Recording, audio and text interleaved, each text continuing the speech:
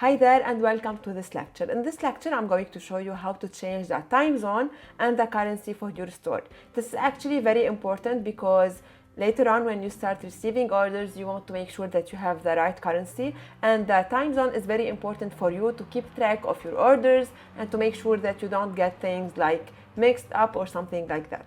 So in here in Shopify dashboard, you go to settings, you go in here to general. In here you scroll down and you will see that these two options. In here you have to choose your time zone, you choose your unit system metric, whether it is metric or not, and in here you choose your default weight unit. If you are selling in USA, if you are located in USA, you might need to change this, for example, to pound.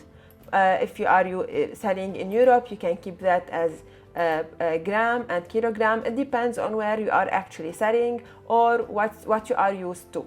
So I'm used to metric and kilogram. I'm going to keep that, and in here I can change how my order number will be. So I can change the format of my order number. I'm not going to play around with that. And in here I can choose my store currency, and I can even change the formatting. And this is it. When I finish this, let's say for example I'm picking $,